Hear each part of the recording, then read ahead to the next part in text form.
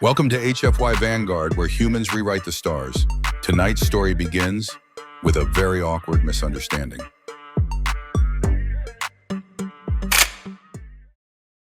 The alien lounge bar wasn't meant for humans, or at least that's how it felt. The architecture leaned toward curves and flowing lines, the walls alive with a faint bioluminescent glow that pulsed like a heartbeat. Holographic jellyfish-like creatures swam lazily in liquid-filled panels, their light mixing with the faint shimmer of nebula-patterned decor. The music, if it could be called that, hummed at a frequency that wasn't quite audible, but still resonated in my bones, leaving me both relaxed and slightly unnerved. I sat hunched on the edge of a bar stool, trying not to stand out and failing spectacularly. Being the only human on a station orbiting Neridia, a colossal gas giant with endless amber storms, guaranteed that. My drink didn't help either. The bartender, a four-armed, brass-skinned alien whose expression never changed, had poured me a thick, milky liquid that glowed faintly under the ultraviolet strips lining the bar. It tasted vaguely like coconut milk that had been stirred with a metallic spoon too many times. I nursed it because it gave me something to hold, something to keep my hands from fidgeting. I was supposed to be networking. That was the polite word they'd use back on Earth when they briefed me. Mingle established contacts, build rapport. You're the face of humanity at the Galactic Trade Summit Harrison. Easy for them to say. Everyone else seemed to have already formed their clusters of alliances and conversations. Delegates from species older than our entire civilization spent their evenings resting in silken chambers or exchanging subtle deals behind closed doors. Meanwhile, I sat at the bar like some awkward tourist. That's when she walked in. The doors whispered open, and I thought at first that gravity had suddenly shifted. Her presence bent the room. Tall didn't begin to cover it.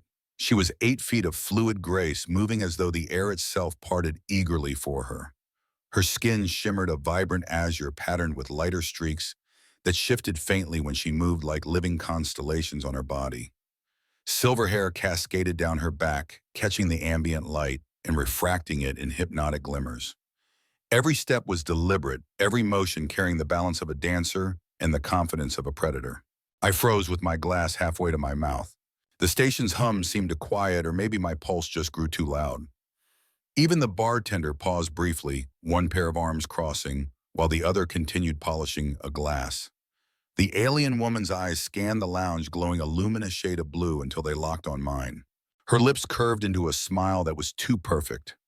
Perfect in a way that made me question if perfection itself could be dangerous. Then with that same liquid ease, she approached. "May I join you?" she asked. Her voice was melodic, like wind chimes caught in a gentle breeze. I coughed, set my drink down too quickly, and gestured to the empty stool beside me. "Be my guest, not exactly a packed house tonight." She slid onto the stool as though gravity itself conspired to make her movements effortless. Up close, she was even more striking. The black form-fitting suit she wore clung like a second skin, emphasizing an athletic build that still carried unmistakable femininity. The faint patterns on her azure skin shifted as her muscles moved beneath, creating the illusion that she was wrapped in liquid starlight. I swallowed hard, suddenly aware of every flaw in my own appearance. Short brown hair in need of a trim stubble that I told myself looked rugged, but probably just looked lazy, and a diplomatic jacket already wrinkled from the long shuttle ride. "I am Avra Navori," she said, offering her hand palm up in a gesture that seemed both formal and intimate. "Cultural attaché to the Cerulean Confederation." "Jack Harrison," I replied, extending my hand. "Human trade envoy." She hesitated only a moment before placing her cool, surprisingly soft hand in mine. Her smile widened slightly. "Ah, the greeting ritual. We have studied your species extensively." "Well," I said with what I hoped was a casual shrug, "now you've experienced it firsthand." The bartender slid another bottle of the same milky drink in front of her. She picked it up, studied it, then sipped delicately. "Lunari milk," she observed. "A local delicacy." "You could call it that," I muttered. Her luminous eyes flicked toward me. "I see you enjoy it." "It's interesting," I admitted. "Different from what we have back home." Her head tilted with genuine curiosity. "Oh, your species produces milk as well." I blinked. Well, yeah, our females do, for their young. She froze mid-sip, only females. How peculiar. I chuckled awkwardly. Yeah, human males don't exactly come equipped with dairy facilities. Her brow furrowed patterns across her skin, shifting with confusion. But I thought all mammalian species, even the males, retain some capacity. Nope, I said with a laugh. That's strictly female territory where I come from. A glint entered her eyes, mischievous, playful, dangerous. Are you certain, she asked. Trust me, I said, still smiling. I'm pretty familiar with my own anatomy. Before I could finish my drink, she leaned forward, suddenly silver hair falling like a curtain between us. Her cool hand darted down toward my waist. You mean human males have milk too? She asked, her long fingers brushing the edge of my jacket as she reached for my pants zipper. I must examine this biological anomaly. I nearly choked on my drink. Wait, whoa, that's not milk. Her hand froze mid-reach, confusion flickering across her face. But you have a fluid-producing organ there, do you not? Yes, I stammered, face burning. But it's, reproductive, not nutritional. Definitely not for drinking. Her azure skin darkened several shades. A blush. Even her people had their equivalent. She withdrew her hand quickly, eyes wide with mortification. Oh, I have made a terrible cultural error. Please forgive me. I am supposed to be the cultural expert. I laughed despite myself, the absurdity of the situation cracking the tension. No harm done. Just a misunderstanding. She covered her face with one elegant hand. On my world, direct examination is considered the highest form of scientific inquiry. I should have asked permission first. Yeah, I said, trying to keep my voice professional despite my racing pulse. On Earth, we generally keep our reproductive organs private, at least until we know each other better. Her eyes widened slightly. So there is a protocol for such examinations. Fascinating. I buried my face in my drink to keep from laughing again. Something like that. Her embarrassment faded gradually, replaced by curiosity. She tilted her head, studying me as though I were an ancient artifact. Tell me about your world, Jack Harrison. And somehow I did. We spoke for what must have been an hour. I told her about Earth, about its oceans and forests, its chaotic cities, its history scarred by wars, but also brightened by art and exploration. She told me of the cerulean homeworld, a place of crystalline waters and harmonic resonators that shaped not only their music but their very thoughts. The more she spoke, the more I forgot I was alone on an alien station. Her initial faux pas became a funny anecdote, a shared secret rather than an awkward disaster. The laughter came easier and the silences grew comfortable. Eventually, the bar emptied around us. The bartender cleaned quietly at the far end, casting us the occasional curious glance but saying nothing. It grows late, she said finally, her melodic voice softer now. Big day tomorrow, I agreed, realizing how much time had slipped by. Her luminous eyes met mine and something unspoken passed between us. A promise, a curiosity that hadn't been sated. Perhaps we could continue our cultural exchange afterward, I said, surprising myself with my own boldness. Her lips curved into that perfect smile again. I would like that very much, Jack Harrison. And next time I will better respect your biological boundaries. As she rose, towering above me, the room seemed smaller somehow, like her presence stretched to fill it. She moved with the same impossible grace back toward the doors, silver hair trailing like a comet's tail. I watched her go, wondering what in the galaxy I had just gotten myself into. One thing was certain, the Galactic Trade Summit had just become a lot more interesting. The next day dawned with the cold precision only an artificial station could provide. There was no sunrise on a platform orbiting a gas giant, just a gradual shift in lighting tone as the station's AI simulated diurnal rhythm for the benefit of its many inhabitants. I dressed in the stiff, diplomatic uniform they'd issued, me brushed my hair with an efficiency that would have made my mother scold me, and prepared to face a chamber of beings who all thought humanity didn't belong at their table.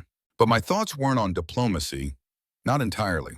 They drifted back to the bar, to silver hair cascading like liquid metal, and luminous eyes filled with mortified embarrassment one moment, and curious mischief the next.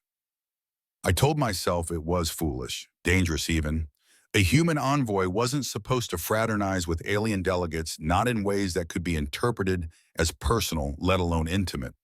Yet I couldn't stop wondering if she had meant it when she said she wanted to continue our cultural exchange. By midday, the summit chamber had emptied for recess. Delegates streamed into side halls or returned to private suites. I slipped out of the human delegation's office data pad in hand and found myself wandering through the station's atrium, hoping for something I couldn't quite name. And then I saw her. Avera stood by a tall viewport, her silhouette framed against the swirling amber storms of Neridia below. Even among the tall and elegant ceruleans, she stood out. Her silver hair was braided today, jeweled clasps catching the light like tiny stars. Her azure skin glowed faintly, the patterns shifting in subtle waves as though reflecting some inner tide. She noticed me almost immediately. "Jack Harrison," she said, inclining her head with a grace that turned the simple motion into ceremony. "You survived the morning session." Barely, I replied, managing a crooked smile. One more hour of watching Director Prell's gelatinous body ripple every time someone disagrees, and I was ready to fake a medical emergency. Her lips curved upward. "Ceruleans consider Prell's body language quite expressive. I suppose it might be disconcerting to others." That's one word for it. I joined her at the viewport, pretending to admire the endless turbulence of the gas giant below. For a moment, silence stretched between us, not awkward, but charged like static before a storm. "You wish to learn more of my world," she said finally. "Allow me to begin. The cerulean homeworld orbits a pale, distant sun. Light there is faint, diffuse. Our architecture incorporates reflective structures and bioluminescence to balance it. We build in harmony with resonance. Sound and vibration are sacred to us, guiding both art and governance." Her voice carried a rhythm of its own, as though she unconsciously wove resonance into her words. I closed my eyes briefly and imagined her world towers shimmering with soft light, lakes glowing under a dim sky, music woven into the very stones. "That explains the patterns on your skin," I said. "They respond to emotional resonance." Her luminous eyes widened, impressed. "You observe quickly. Yes, they are linked to our nervous system. They shift with emotion, with thought. To us, revealing them is intimate." I glanced at the faint shimmer across her cheekbones and realized she was allowing me to see something ceruleans usually kept hidden. My pulse quickened.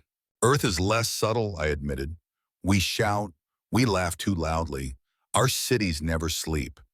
You'd probably think we're a species addicted to chaos."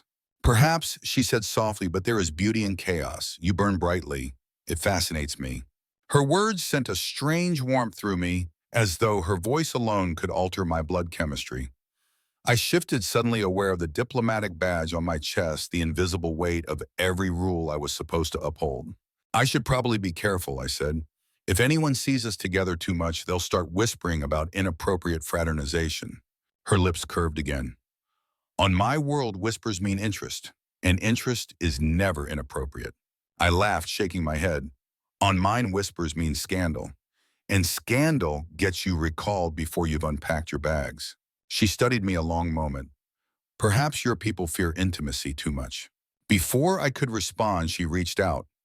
One cool, slender hand brushed against mine where it rested on the railing.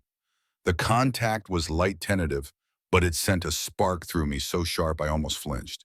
"You feel warm," she observed. "Hot, even." "Human body temperature," I said quickly, trying to steady my voice. "We run warmer than most species."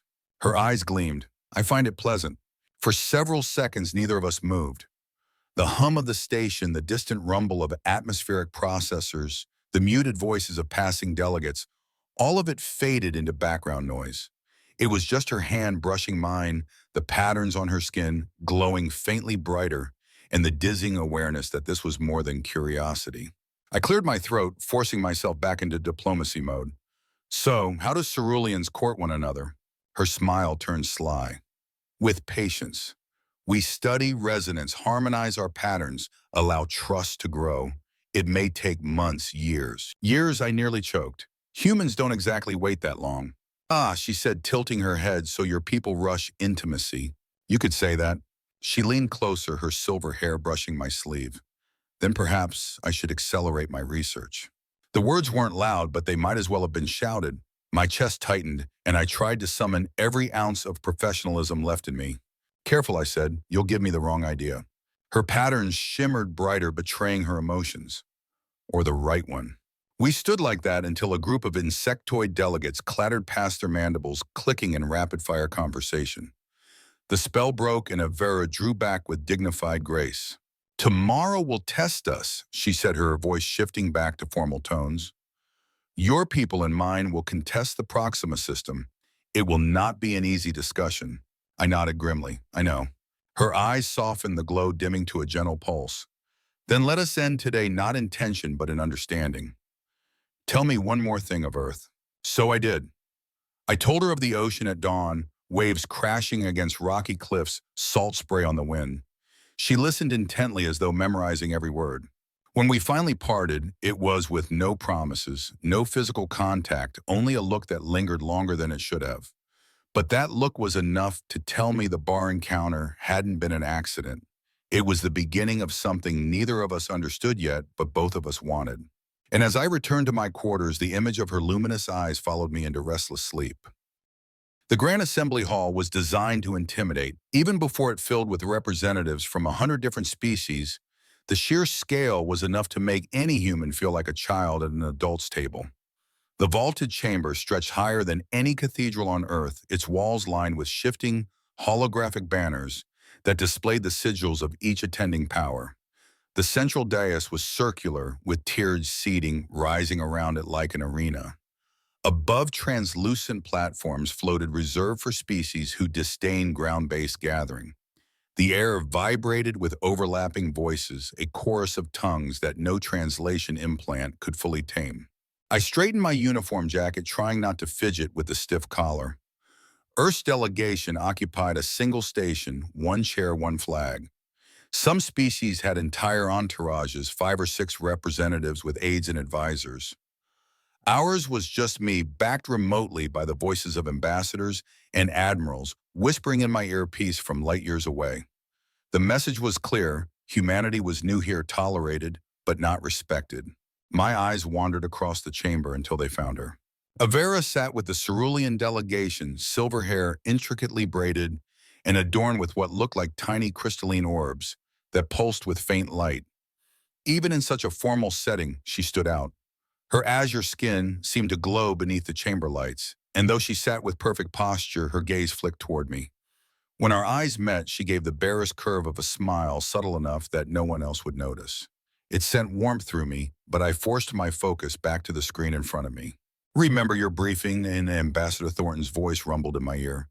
The Ceruleans will push for exclusive mining rights in the Proxima system.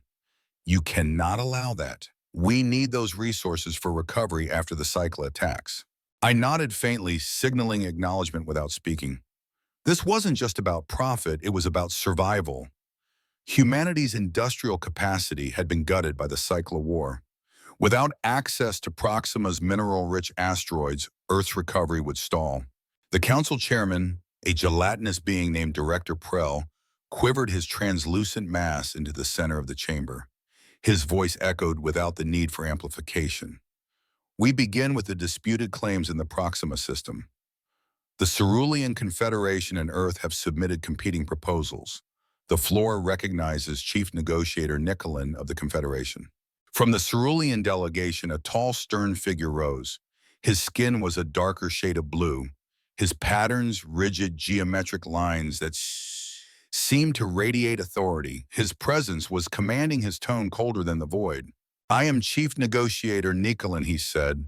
The Confederation has maintained scientific outposts in Proxima for over 3 centuries.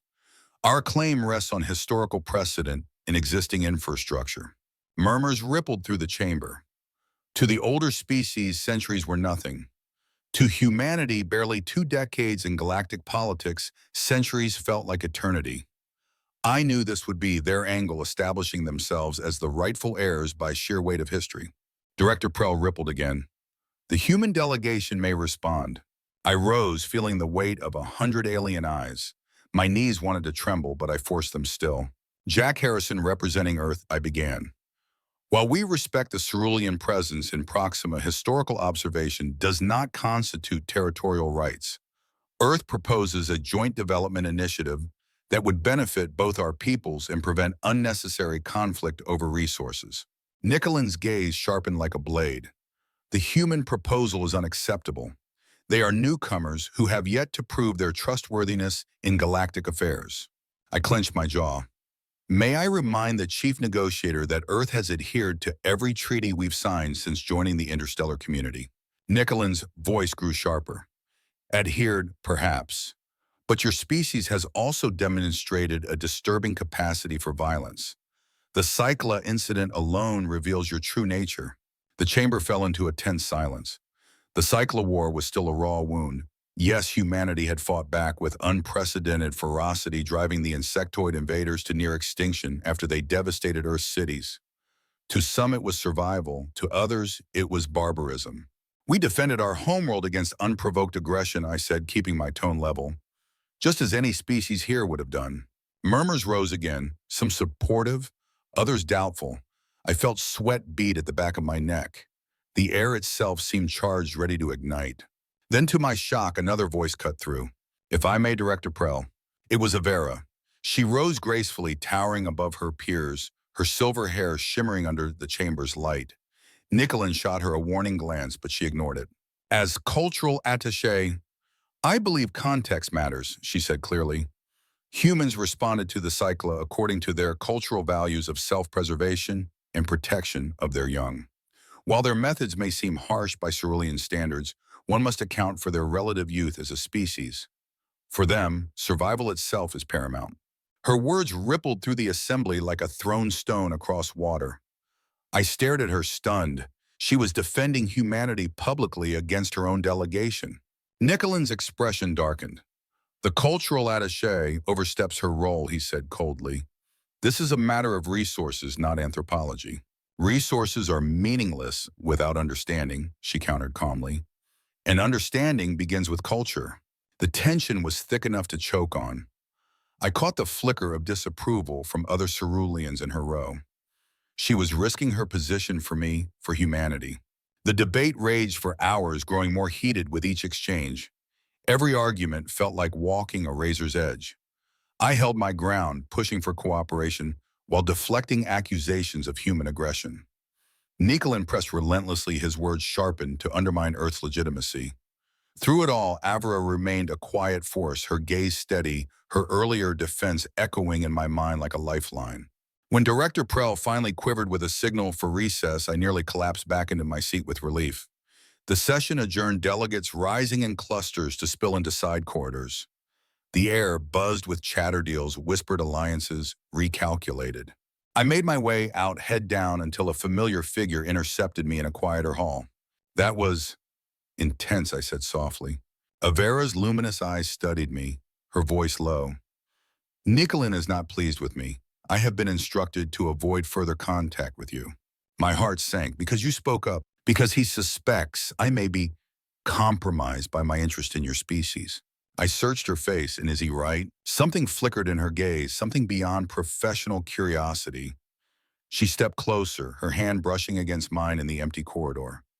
The touch sent an electric thrill through me. Perhaps, she whispered. The corridor was deserted now, the other delegates gone. I could hear my own heartbeat pounding in my ears. I should go, she said, though she didn't move. We could continue our cultural exchange, I murmured, the words leaving my lips before I could stop them. Her skin darkened slightly, the cerulean blush I was learning to recognize. That would be most educational. I swallowed hard. My quarters are nearby. Her eyes gleamed with a new light. Lead the way, Jack Harrison. And as we walked, maintaining a veneer of professional distance that fooled no one, I realized I was stepping into territory far more dangerous than any negotiation. Tomorrow we would be adversaries again across the table. Tonight we were about to explore a different kind of diplomacy, one not written in treaties or etched in law, but in the uncharted language of two bodies daring to bridge the gulf between species. My quarters aboard the station were modest by diplomatic standards. A single room with a narrow sleeping alcove, a desk cluttered with data pads, and a viewport that offered a constant view of Neridia's swirling amber clouds. Functional, efficient, like everything else assigned to humanity's small delegation. Compared to what the ceruleans or the elder races enjoyed, it felt almost Spartan. When the door slid shut behind us, silence fell like a heavy curtain. The professional distance we had maintained in the corridors dissolved the instant we were alone. Avra stood in the center of the room, her towering frame making the space seem smaller, more intimate. The patterns across her azure skin shimmered faintly, shifting with a rhythm I couldn't interpret but could feel in my chest. Your living space is efficient, she observed, running a slender finger along the edge of my desk. I rubbed the back of my neck, suddenly self-conscious. We humans value function over form. We don't get much luxury in assignments like this. Her lips curved into a soft smile. On my world, surroundings are believed to shape thought. My chambers have pools of luminescent water and resonators that play harmonic tones. It brings clarity. Sounds peaceful, I admitted. It can be, she said, then glanced back at me with eyes that glowed like distant stars. Though I find myself at peace here as well. The air between us thickened with unspoken intent. I stepped closer, close enough to catch the faint, sweet scent radiating from her silver hair. I've been thinking about that. Misunderstanding in the bar, I said quietly, my voice rougher than I intended. Her luminous eyes gleamed with humor. Have you? Yeah, I said, my pulse pounding, and wondering what else we might misunderstand. Until we try. Her lips curved upward, a hint of mischief dancing across her face. Then perhaps we should continue our research. I didn't need further invitation. I closed the remaining distance, my hand rising to cup her cheek. Her skin was cooler than mine, but smooth, so smooth it felt almost unreal. She leaned into my touch with a soft sigh, and then her lips met mine. The kiss transcended species. Her lips were firmer, cooler, tasting faintly of sea salt and something like cinnamon. It was intoxicating. My arms went around her waist, instinctively surprised at how slender she felt despite her height. Her hands slid up my back, fingers tracing lines that left tingling trails across my skin. As we deepened the kiss, the patterns on her skin grew brighter, glowing with a blue luminescence that bathed the room in soft light. She pulled back just enough to whisper, her voice trembling with something between curiosity and desire. Your warmth, she murmured against my neck. It is like embracing a star. I realized what she meant. Human body temperature was several degrees higher than cerulean. What was normal for me was a blazing furnace to her. Too much, I asked, worried. Perfect, she breathed. We ceruleans. We seek heat. Her suit responded to her movements, seams loosening as though woven with living threads. I found myself exploring the strange, elegant lines of her body, marveling at the alien differences, yet equally captivated by the similarities. Evolution had taken us down separate paths, but the universe in its strange humor had made us compatible. Her silver hair spilled across my hands like liquid silk as we stumbled toward the sleeping alcove. My heart hammered, every nerve on fire as we shed layers of formality and restraint. What followed was not just passion, it was discovery. Every touch was new, every sound a revelation. The glowing constellations across her body pulsed with her rising arousal, illuminating the room in a living light show that took my breath away. You're incredible, I whispered, awed. Her laugh was musical, breathless. Among my people, to reveal patterns at full luminescence is intimate beyond measure. You are the first to see me this way. The weight of that struck me as profoundly as her touch. I wasn't just a diplomat, wasn't just a human fumbling in the dark with an alien partner. I was the first outsider she had ever trusted this much. We moved together as though guided by forces beyond us. Two beings from different worlds bound in a communion of heat and light. For hours, politics, treaties, and looming conflicts faded into irrelevance. There was only her cool skin against my warmth, her laughter and whispers, her luminous body wrapped around mine like a living constellation. When at last we collapsed into tangled sheets, her cooler body pressed against my overheated one, she traced glowing patterns across my chest with one slender finger. Your heart beats so quickly, she observed softly. That's not just biology, I admitted, still catching my breath. That's you. Her expression softened, her eyes glowing in the dim light. Among ceruleans, this would form a preliminary bond. Are you prepared for that, Jack Harrison? I swallowed hard, but the answer came easier than I expected. I'm prepared for whatever comes next. Her smile held both relief and something deeper, something almost vulnerable. For a long moment, we lay in silence, wrapped in each other. Then reality intruded. A faint chime interrupted the quiet. Avra frowned, reaching for a small communicator lying near the bed. She activated it, scanning the message with her luminous eyes. Her expression hardened instantly. She slipped from the bed, gathering her clothing with sudden urgency. "What's wrong?" I asked, sitting up. "Nothing," she said too quickly. A reminder of tomorrow's session. But her voice had lost its warmth. As she moved, something small fell from the pocket of her suit. A sliver of metal no larger than my thumb, glinting faintly under the dim lights. "You dropped something," I said, reaching for it. Her reaction was too fast. She snatched it up with a sharp motion, but not before I glimpsed the insignia etched into its surface, one I recognized instantly. The Earth Defense Force crest. My blood turned to ice. "Why?" I asked slowly. "Do you have classified Earth military data?" Her face became unreadable. Every hint of vulnerability shuddered. "It's not what you think." "Then explain," I demanded, swinging my legs off the bed and pulling on my pants. "Right now." She hesitated, clutching the chip. "I can't." "Can't or won't." The heat between us evaporated, replaced by a cold weight in my chest. My instincts, the ones that had kept me alive during the cycler raids, screamed at me. Was she a spy? Had all of this been an elaborate ploy to get me to drop my guard? "Are the Ceruleans planning something against Earth?" I pressed. Her luminous eyes flicked to mine, and for the first time since I'd met her, I saw conflict there. Genuine, wrenching conflict. "Jack, the information could change everything between our peoples." "That's not an answer." She stepped toward the door. "I have to go. Forget you saw this." "Avera." But she was gone, leaving me alone with the rumpled sheets, the lingering scent of her skin, and the cold realization that I might have just slept with the enemy. I barely slept.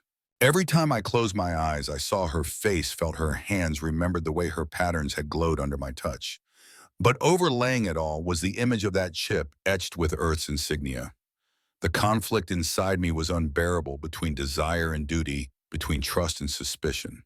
By morning, exhaustion gnawed at me, but my mind was made up. I couldn't ignore this. Whatever game she was playing, I deserved answers. And if those answers shattered whatever fragile bond we had begun to build, then so be it. The morning after was merciless. My head pounded with exhaustion, my body still humming with the memory of Avra's touch, but my mind was fixed on that chip, classified Earth Defense Force data, in the possession of a cerulean attaché. The contradiction gnawed at me with every step as I made my way to the assembly hall. The summit resumed with predictable hostility. Nicolin opened with a broadside against Earth's reliability, hammering on our violent history and reckless expansion. I countered with careful restraint, trying not to rise to his provocations. The chamber grew hotter with every exchange, voices rising, alliances hardening. Then came the message from Earth. Envoy Harrison, Admiral Weaver's weathered face filled my private terminal during recess, his tone brooking no argument. "The Security Council has considered your report. We're dispatching the indefatigable, ETA 18 hours.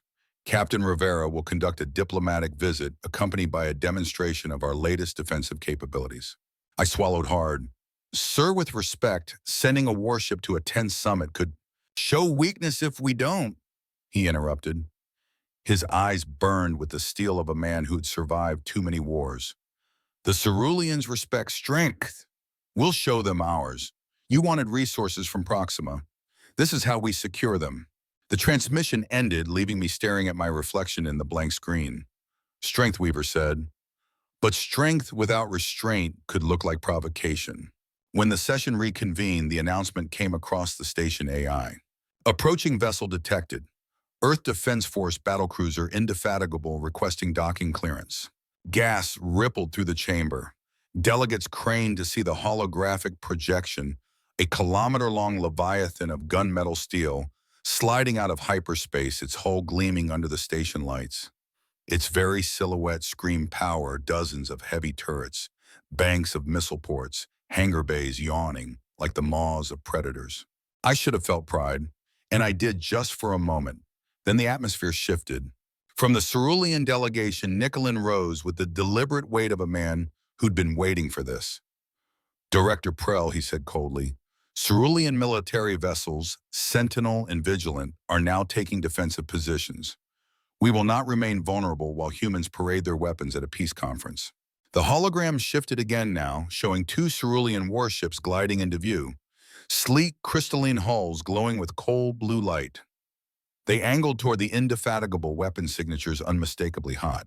My stomach dropped. This was how wars began, not with declarations, but with two ships staring each other down in disputed space. Captain Rivera, my communicator, crackled in my ear. His voice was taut, professional, but I could hear the strain. We're tracking two cerulean warships in attack formation. Orders? Every eye in the chamber turned to me. Not Admiral Weaver back on Earth, not the generals in their bunkers. Me. Maintain position, I said clearly, forcing my voice to project calm. But stand down weapons, shields only. With respect, sir, their guns are hot, Rivera pressed. That's a direct order from Earth's diplomatic envoy. I said, my jaw aching from the force of my restraint. A pause, then acknowledged. Weapons cold shields active, holding position. Gas rippled again through the chamber. The human warship had blinked first, or so it might appear. But the truth was in the restraint. I turned to Nicolin. Your move, Chief Negotiator. The cerulean's expression didn't flicker, but I saw it, the faint narrowing of his eyes, the subtle tightening of his jaw. He had expected humans to escalate. We hadn't. Commander Tavari, he ordered at last, power down targeting systems. The cerulean ship's signatures dimmed, though their hulls still glowed with readiness. The crisis passed, not ended, but delayed. And then Avra moved. She rose gracefully, stepping into the center of the chamber. Her voice carried with the weight of both authority and hope. Perhaps this demonstrates not division, but opportunity. Both sides have shown readiness to defend their people. Now let us show something greater, our capacity for restraint. I picked up her threads seamlessly. The indefatigable was sent to demonstrate capability, yes. But Captain Rivera stands ready to host cerulean observers, proof that our presence is defensive, not aggressive. In return, we ask reciprocity, equal transparency, a tour of one of your vessels. Murmurs swelled across the chamber. Such openness was unprecedented. Nicolin sneered faintly. You expect us to reveal our military secrets to a species that has barely earned a seat here. Not secrets, I countered evenly. Demonstrations, non-critical systems, enough to make our intentions clear. We have nothing to hide. Director Prell's gelatinous form rippled approvingly. An interesting proposal, equal exchange of demonstrations, mutual respect. Nicolin's face darkened, but he could not openly oppose without appearing unreasonable. Very well, he said stiffly. We will arrange it. The chamber relaxed just slightly, a disaster averted for now. But when recess came again, I found Avra waiting in a shadowed corridor. Jack, she said quickly, her skin patterns dimmed with worry. Nicolin won't let this stand. He will twist today's restraint into evidence of human duplicity. I lowered my voice. What's he planning? Her luminous eyes met mine, heavy with secrets. Sabotage. He intends to engineer an incident during tomorrow's tour, something that will make it appear as though humans attacked. Ice clenched around my ribs. And you know this because her lips pressed thin, because I saw the communications myself. I risked everything retrieving them. I stared, realization dawning. That chip, she nodded, shame flickering across her face.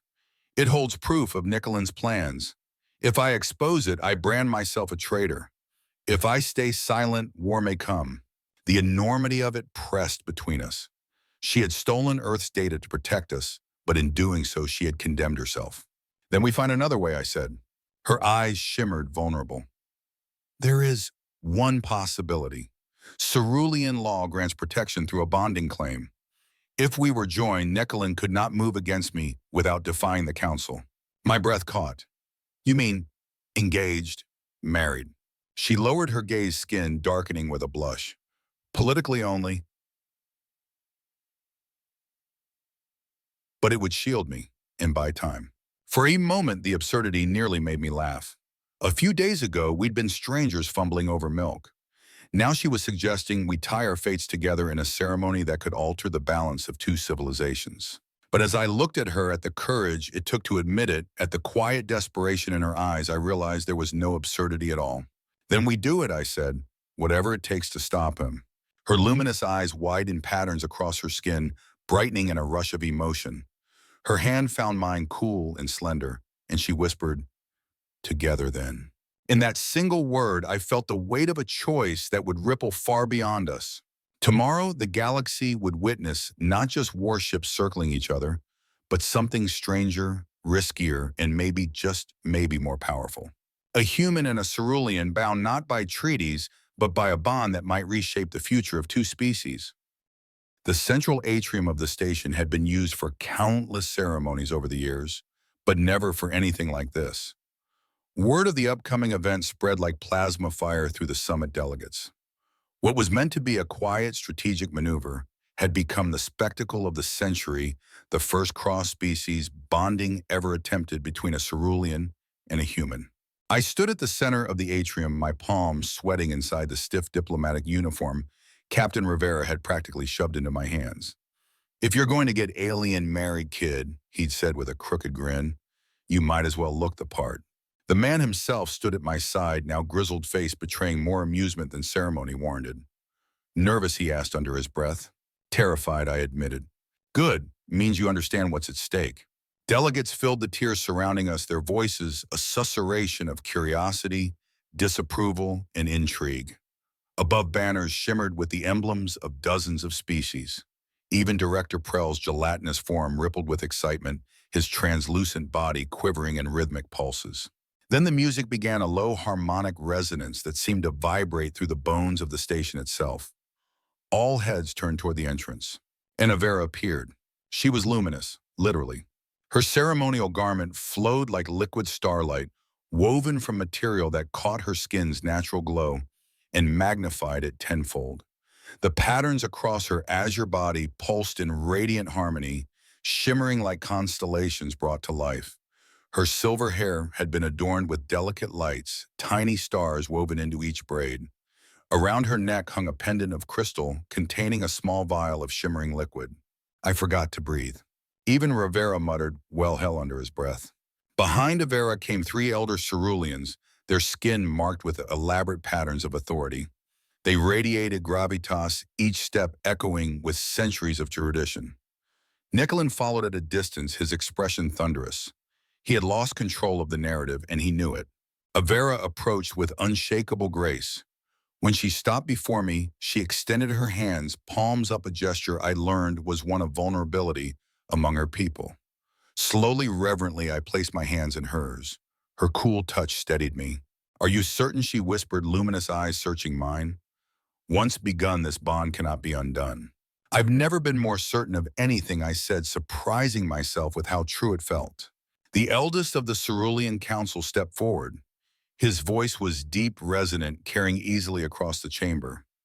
"We gather to witness the bonding of Avera Navori and Jack Harrison, a union unprecedented in our records. Let the ceremony begin." The ritual unfolded like something out of myth. First, Avera and I shared the water from her pendant, a symbolic act that bound us by the essence of our homeworlds.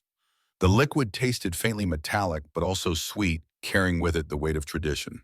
Then our palms were pressed together as a luminescent cord was wound around our wrists.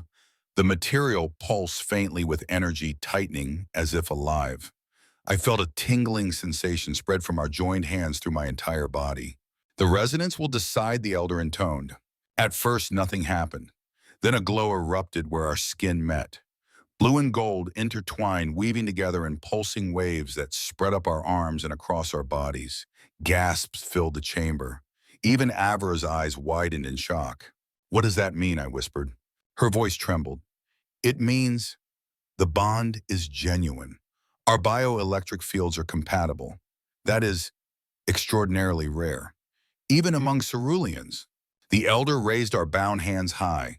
"By the ancient laws of the Confederation, these two are joined.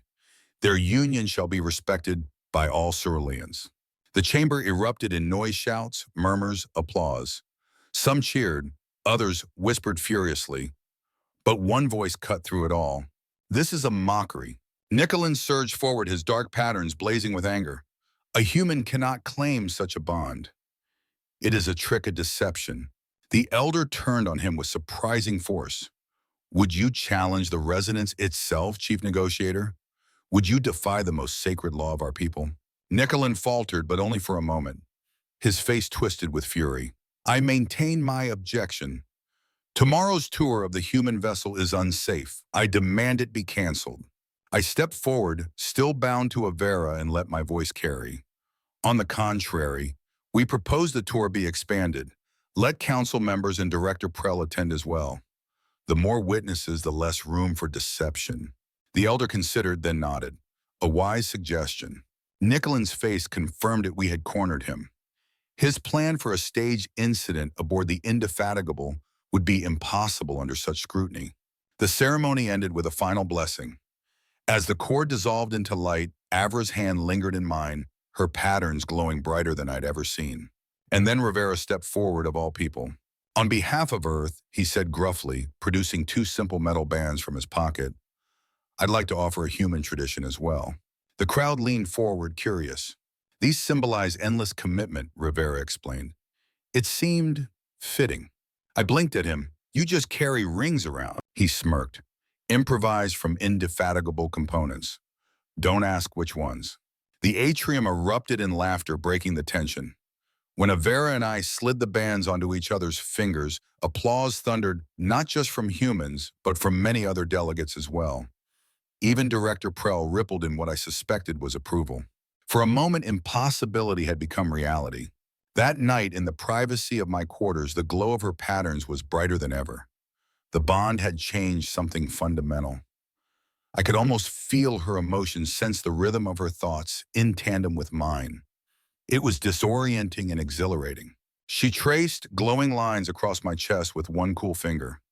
The resonance does not lie. What we have is rare, perhaps unique. I smiled, pulling her closer. Guess we're making history in more ways than one. She laughed, the sound like music, then silenced me with a kiss that burned brighter than any star. The following day, the tour of the Indefatigable went forward under unprecedented scrutiny. Council elders, Director Prell, and even rival factions attended. With so many witnesses, Nicolin's saboteurs never had a chance. Rivera's crew uncovered planted devices before they could trigger, neutralizing the threat silently. By the end of the summit, 3 days later, the impossible had happened. Earth and the Cerulean Confederation signed a joint cooperation agreement for the Proxima system. It wasn't just a resource-sharing deal, it was the foundation of something greater, forged not by generals or admirals, but by a cultural attaché and a human envoy who had dared to trust each other. As the ink, or its interstellar equivalent, dried, Rivera clapped me on the back. You realize what you've done, kid? You changed the course of interstellar relations because of a misunderstanding about milk. I couldn't help but laugh. Sometimes the strangest beginnings lead to the strongest bonds. Across the docking bay, Avera was speaking with her council, her patterns glowing faintly even as she maintained a professional mask. When our eyes met, her glow brightened, and she didn't try to hide it. She crossed the bay, her hand finding mine naturally. Ready, she asked softly. For our next cultural exchange, I teased. Her smile was radiant, always. As we boarded the shuttle bound for the Indefatigable, I reflected on the unlikely chain of events. A bar, a drink, a misunderstanding about human biology, and a bond that had reshaped the fate of two civilizations. Perhaps humanity's greatest strength wasn't its resilience or even its ferocity. Perhaps it was our endless capacity to form connections, to reach across the void and find common ground where none should exist. And as Avera's hand tightened around mine, I knew we were only at the beginning.